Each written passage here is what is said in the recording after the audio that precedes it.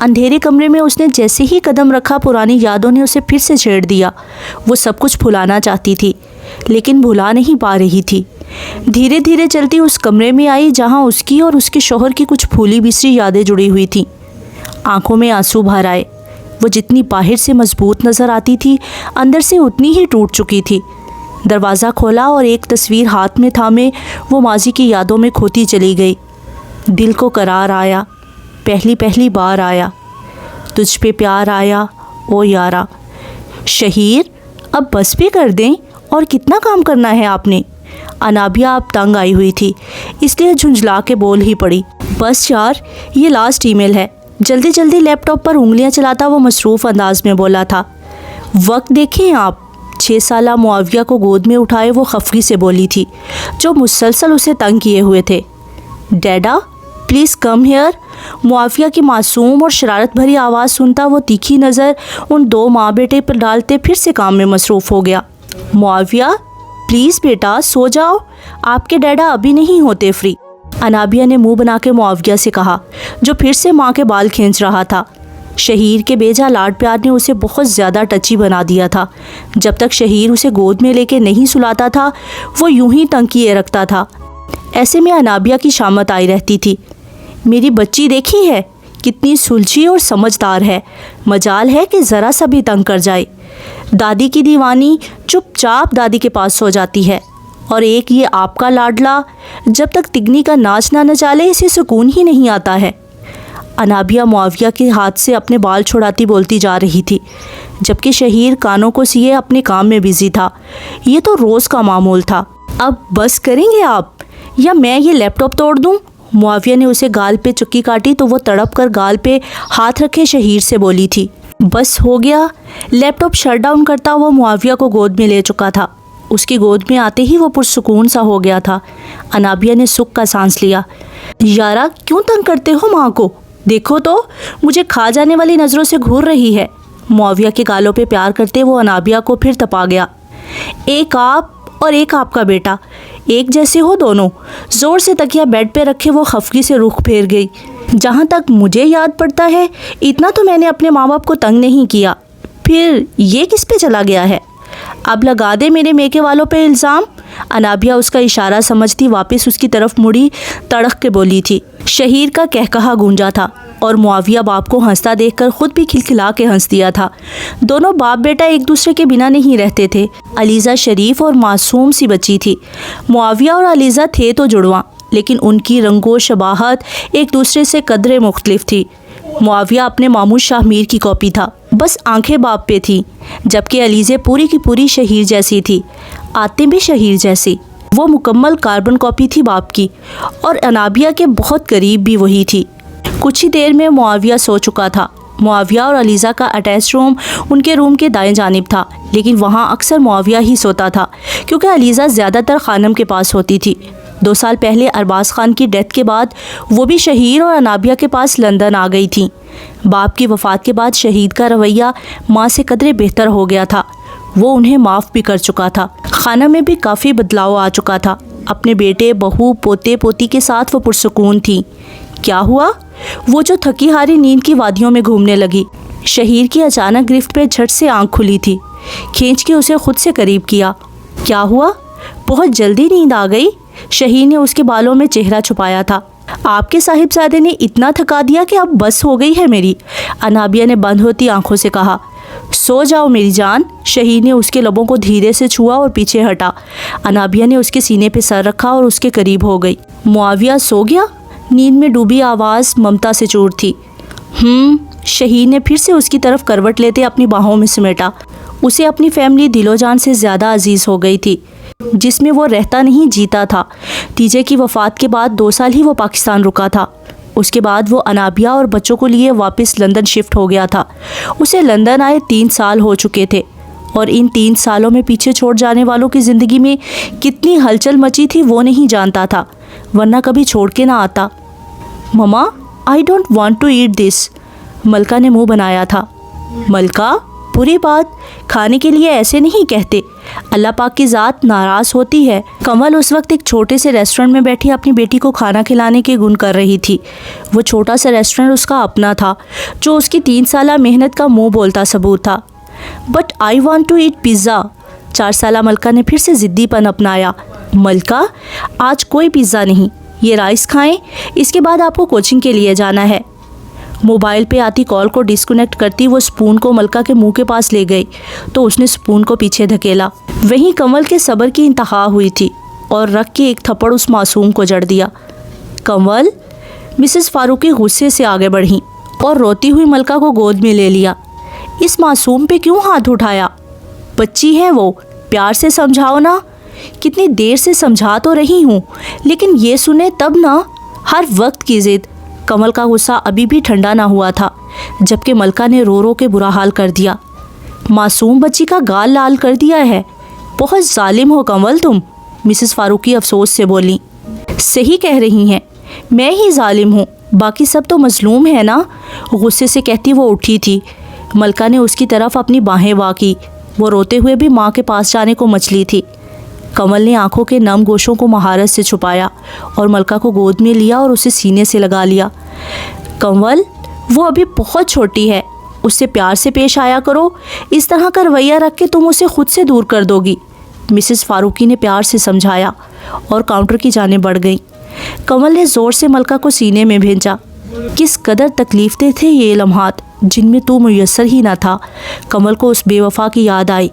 ٹھیس لگی اور ٹوٹا دل کا نازک شیشہ، یہ کھیل نصیبوں والا، کوئی ہارا کوئی جیتا۔ خان اینڈ شیر کمپنی آف انڈسٹری کا اکلوتا وارث آفتاب شیر خان آج بھی اپنی وجاہت اور مغروری میں اپنی مثال آپ تھا۔ وہ اب صرف اپنا ہی نہیں اپنے سگے باپ شیر خان کا بزنس بھی ہینڈ اوور کر چکا تھا، اور یہ اب شیر خان کی خواہش پر ہی ہوا تھا، جس میں زیادہ ہاتھ خان بھی کا تھا۔ ان 3 سالوں نے اسے پہلے سے بھی زیادہ غصہ والا اور سنجیدہ بنا دیا تھا۔ اس کی زندگی کا مقصد صرف پیسہ کمانا تھا۔ کوئی بھی پروجیکٹ ہو، کوئی بھی ڈیل ہو، ہر کمپنی کی کوشش ہوتی کہ وہ آفتاب کو ہی دے۔ وہ مٹی کو سونا بنا رہا تھا، لیکن ان 3 سالوں نے اس کی مسکراہٹ ہی چھین لی تھی۔ وہ بس زندگی گزار رہا تھا، جینا تو جیسے بھول ہی گیا تھا۔ ایک حادثے نے اس کا سب کچھ چھین لیا تھا۔ وہ آج بھی آفتاب شیر خان تھا، ایک دنیا اس کے نام کو جانتی تھی۔ اس کی شخصیت سب کے لیے پراسرار ہو چکی تھی۔ لڑکیاں آفتاب شیر خان سے بات کرنے کو ترستی تھیں، لیکن وہ ہر ایک کو کہاں میسر تھا۔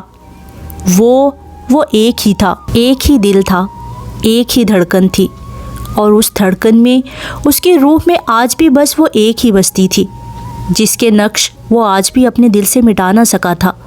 ایک ہی نام، کنول آفتاب خان، جو اس سے دور تو تھی لیکن آج بھی اس کے نکاح میں تھی۔ سر آ رہے ہیں کا شور پورے آفس میں برپا ہوا تھا۔ سبھی الرٹ ہوتے اپنی اپنی سیٹوں پہ کھڑے ہو چکے تھے۔ وہ ایک کروفر سے چلتا ہوا اپنے ہی آفس کی بلڈنگ میں داخل ہوا تھا۔ وہی دبنگ انداز، وہی چہرے کی سنجیدگی، وہی ازلی سرد پن، جیسے چہرہ ایک عرصے سے مسکرانا ہی بھول گیا ہو۔ مسکراہٹ لفظ سے نا آشنا، اس کے گلابی لب، آج بھی وہ ویسا ہی تھا، بلکہ پہلے سے بھی زیادہ مردانہ وجاہت ابھر آئی تھی۔ اس کی آنکھوں کا سرد پن اسے ہر لڑکی کا کرش بنا چکا تھا، اور ایک وہ تھا کسی کی طرف آنکھ اٹھا کے دیکھنا بھی گوارا نہ کرتا تھا۔ ان گزرے 3 سالوں نے اس کا کچھ نہیں بگاڑا تھا، بس فرق صرف اتنا آیا تھا، اب اس کے چہرے پہ بیئرڈ نے جگہ لے لی تھی اور آنکھوں پہ گلاسز نے۔ اس کی شہد رنگ آنکھوں میں سرد پن سامنے والے کو ٹھٹکنے پہ مجبور کر دیتا تھا۔ لفٹ سے نکلتا وہ اپنے آفس کی جانب بڑھا۔ سیکٹری اس کے ساتھ ساتھ ہی تھا۔ سب نے ہی اسے سلام کیا تھا، جس میں کسی کا بھی رک کے جواب دینا اس نے ضروری نہ سمجھا تھا۔ اپنے آفس میں آتے ہی وہ سیٹ پہ بیٹھتا کوٹ کے آگے کے 2 بٹن کھول چکا تھا۔ زلفی، آج کی ڈیٹیل۔ لیپ ٹاپ آن کیے وہ زلفی سے آج کی میٹنگز کے حوالے سے ڈیٹا لینے لگا۔ اس کی بات سنتے ہی وہ ایک پل کو ماضی میں گم ہوا۔ مجھے یہ شہر اچھا نہیں لگتا، بہت سی تلخ یادیں جڑی ہیں اس شہر سے، بہت کچھ کھویا ہے یہاں پہ، کیا کچھ پایا ہم نے اور سب کچھ کھو دیا۔ سر، آپ نے بتایا نہیں؟ زلفی نے دھیرے سے ڈرتے ڈرتے پوچھا۔ کس بارے میں پوچھ رہے تھے؟ لیپ ٹاپ پر نظر جمائے انتہائی سنجیدگی سے پوچھا۔ سر، علی زمان کے ساتھ آج آپ کی ایک امپورٹنٹ میٹنگ ہے، ٹھیک ہے، یو میں گو ناؤ۔ آفتاب نے اسے جانے کا اشارہ کیا۔ وہ فوراً باہر نکلا اور گہرا سانس خارج کیا۔ وہ کوئی اور نہیں، آفتاب ہی تو تھا، آفتاب شیر خان، اپنے نام کی طرح صرف ایک، بزنس کی دنیا کا بے تاج بادشاہ آفتاب شیر خان۔ ایس پی، اگر تھوڑی مہربانی کرے تو مجھ پر بھی توجہ دے دیں، کومل نے طنزیہ کہا تو کاظم نے بھویں اچکائی۔ جی حکم۔ کاظم منو ان اسی کی طرف متوجہ ہوا۔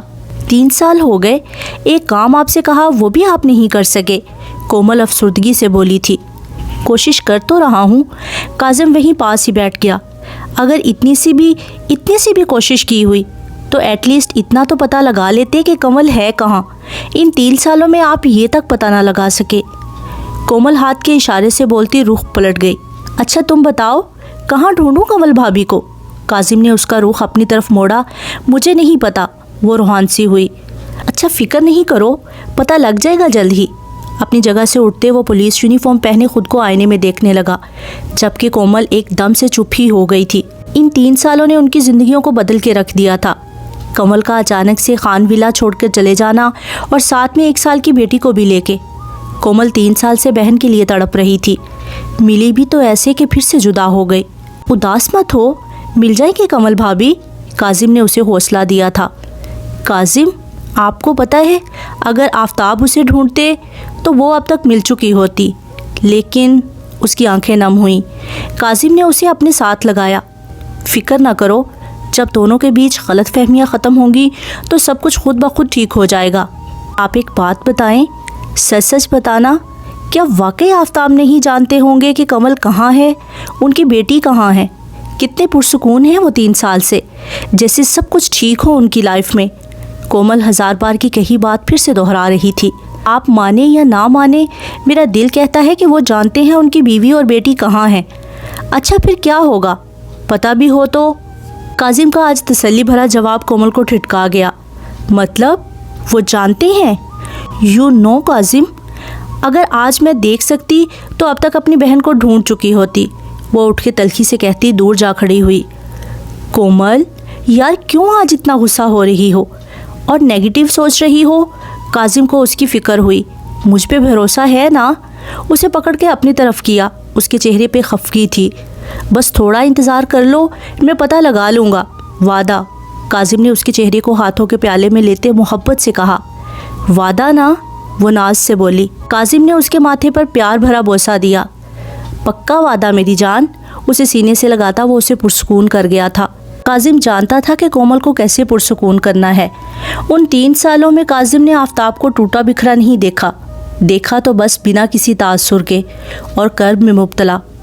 دور منزل ہے، راہ گزر تنہا، رستہ ختم ہی نہیں ہوتا، ریزہ ریزہ ہیں خواب آنکھوں کے، کیسے کہہ دوں کہ غم نہیں ہوتا، کوئی شکوہ نہیں مگر مولا کیا کروں درد کم نہیں ہوتا۔ مونس میری جان یہاں آئے اور یہ دودھ پی لے، تبسم بیگم نے 5 سالہ مونس کے پیچھے بھاگتے ہوئے اسے پکارا تھا۔ میں نہیں آؤں گا دادو، مجھے نہیں پسند، آپ پی لیں، آگے سے مشورہ دیا گیا۔ ارے بڑی بیگم آپ سے نہیں سنبھالا جائے گا، بہت شرارتی ہے یہ، لائیں ہمیں دیں۔ گورنس نازیہ نے مسکراتے ہوئے تبسم بیگم کے ہاتھ سے دودھ کا گلاس لے لیا۔ دودھ نہ پینے کے معاملے میں یہ سارا ماں پہ گیا ہے۔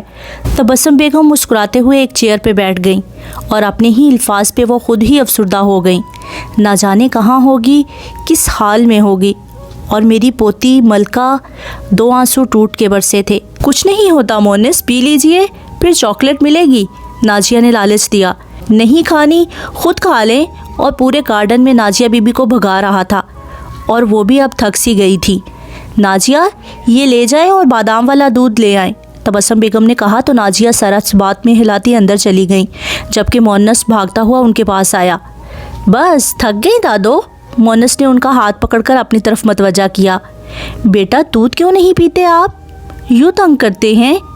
آپ تنگ کرتی ہیں دادو، یوں نو، نہیں دودھ پسند تو نہیں پینا، آپ بادام والا دودھ دیا کریں، پھر پی لوں گا۔ وہ مسکراتے ہوئے اپنی ہی کہی جا رہا تھا۔ کیوں، کوئی مسئلہ ہے؟ اچانک سے آفتاب کی آمد پہ دونوں چونکے۔ کچھ پوچھا ہے میں نے؟ کیوں دودھ نہیں پی رہے؟ آفتاب کی سرد آواز پہ مونس نے سہم کر دادی کو دیکھا۔ خان وہ بچہ ہے، دھیمے لہجے میں بات کریں تو ابھی سے یہ حال ہے، بڑے ہو کے کیا کرے گا؟ یہ لیں جی بادام والا دودھ، نازیہ بی بی نے دودھ لاتے کہا، جبکہ سامنے آفتاب کو دیکھ کر وہیں رک گئیں۔ واپس لے جائیں گے؟ آفتاب نے لب بھینچے۔ آفتاب بچہ ہے، اسے یہی پینا ہے تو پینے دیں۔ تبسم بیگم کو آفتاب کے رویے پہ دکھ ہوا۔ ایک بار بول جو دیا، نہیں تو نہیں، یہ میرا بیٹا ہے صرف، اور یہ وہی کھائے پیے گا جو میں کہوں گا، آفتاب نے سخت لہجے میں کہا۔ معصوم مونس کی آنکھوں میں آنسو آ گئے۔ اس کے بابا بہت سخت تھے، لیکن کبھی کبھار اتنے سخت ہو جاتے کہ اسے لگتا یہ اس کے سوتیلے بابا ہیں۔ نازیہ دودھ واپس لے گئیں۔ تبسم بیگم نے نفی میں سر ہلایا۔ اندر جائیں آپ، آفتاب نے مونس کی طرف دیکھتے کہا تو وہ فوراً وہاں سے بھاگا۔ آفتاب ایک ہاتھ پینٹ کی پاکٹ میں ڈالتے ماتھے پر تیوری چڑھائے کھڑا تھا۔ کبھی کبھی تو ہمیں حیرت ہوتی ہے کہ آپ وہی آفتاب ہیں یا کوئی اور؟ تبسم بیگم نے آفتاب کے پاس سے گزرتے دکھ سے کہا۔ آفتاب خاموش رہا۔ اس کی تلخی اس کی زندگی کو بہت متاثر کر رہی تھی، اور اس سب کی ذمہ دار صرف وہ ایک تھی جو اس کی تھی، اس کا سب کچھ تھی، اس کی روح تھی، اس کے جینے کی وجہ تھی۔ بس یہ ایک لفظ ہی تو تھا، تھی، ہاں وہ تھی، اب کہیں نہیں تھی، نہ دل میں، نہ روح میں، نہ زندگی میں۔ ہوا کیا ہے؟ آپ مجھے بتائیں، کیا مسئلہ ہے؟ کمل کاؤنٹر پہ آ کے کھڑی ہوئی جہاں ایک شخص بحث کیے جا رہا تھا۔ ایک تو باسی کھانا کھلا دیا، اوپر سے بل بھی اتنا زیادہ بنا دیا، کوئی حال ہے؟ مری میں تم لوگ مسافر کے ساتھ یہ سلوک کرتے ہو؟ وہ شخص اب مزید غصہ ہوا۔ کمل نے خود پہ ضبط کیا۔ کتنی پیمنٹ کی تھی آپ نے؟ مسز فاروقی، ان کو ان کی پیمنٹ واپس کر دیں۔ لیکن یہ، مسز فاروقی نے کچھ کہنا چاہا لیکن کمل نے ٹوک دیا۔ دے دے انہیں، کمل نے بات ختم کرنے کو کہا۔ بالکل، نکالو میرے پیسے، لوگوں کو بے وقوف بنایا ہوا ہے۔ وہ شخص پھر سے بولا۔ آپ کو آپ کے پیسے واپس مل رہے ہیں، مزید کوئی بات نہیں۔ کمل نے ہاتھ اٹھا کے منع کیا تو وہ منہ بنا گیا۔ اس کے سارے پیسے مسز فاروقی نے واپس کر دیے تھے۔ وہ پیسے گنتا آگے بڑھ گیا۔ وہ غلط بول رہا تھا کمل، مسز فاروقی نے دکھ سے کہا۔ جانتی ہوں، جانے دیں، پیمنٹ میں کر دوں گی، حساب آپ مکمل کر لیجئے گا۔ کمل نے کیش بک کھولتے اس پہ پیمنٹ لکھتے اور پیسے وہاں رکھ دیے اور خود ریسٹورنٹ سے باہر آ گئی۔ گاڑی کے قریب پہنچی تو ڈرائیور نے گاڑی کا دروازہ کھولا۔ وہ اندر بیٹھتی اپنی منزل کی طرف گامزن تھی۔ ہم جو چلنے لگے ہیں یہ راستے، ہاں منزل سے بہتر لگنے لگے ہیں یہ راستے۔ صفیہ، خان آیا؟ خانبی نے صفیہ کو پکارا۔ نہیں خان بیگم، نہیں آئے وہ، صفیہ دکھی انداز میں بولی تھی۔ ناراض ہو کے ایسا گیا ہے کہ لوٹ کے نہیں آیا، اور نہ ہی مجھے بیٹے کا چہرہ دکھایا۔ ان کا دل دکھا تھا۔ وہ نم لہجے میں کہتی اٹھ کے بیٹھی تھی۔ آپ فکر نہ کریں، آ جائیں گے وہ، صفیہ نے ان کو حوصلہ دیا۔ نہیں آئے گا وہ، اپنی دادی کو نہیں کرے گا وہ معاف، مجھے پتا ہے، میں مر جاؤں گی تو ہی آئے گا۔ مجھے کاندھا دینے وہ بری طرح رو دی تھی۔ اللہ نہ کرے خان بیگم، کیسی باتیں کر رہی ہیں آپ، کچھ نہیں ہوگا آپ کو۔ صفیہ ان کے پاس بیٹھتی ان کی بات پہ نم ہوئی۔ صفیہ، صدیقی صاحب کو کہو وکیل کو بلوا دیں۔ وہ گہرے سانس لیتی بولی۔ کیوں خان بیگم؟ صفیہ کے کان کھڑے ہوئے۔ وصیت لکھوانی ہے، زندگی کا اب کوئی بھروسہ نہیں۔ ان کا لہجہ ٹوٹا ہوا تھا۔ وصیت کی بات پہ صفیہ ان کو عجیب سی نظروں سے دیکھنے لگی۔ آپ نے کیا سوچا ہے خان بیگم؟ صفیہ نے ان کے دل کی بات جاننے کی کوشش کی۔ صفیہ، یہ سب کچھ میرے آفتاب کا ہے۔ شیر خان کے جانے کے بعد اس کی دوسری بیوی اور بچیوں کو ان کا حصہ دے دیا تھا۔ اب یہ سب صرف آفتاب کا ہے اور اسے اس کا حق ملنا چاہیے۔ کاروبار تو سارا شیر خان نے اپنی زندگی میں ہی اسے دے دیا تھا۔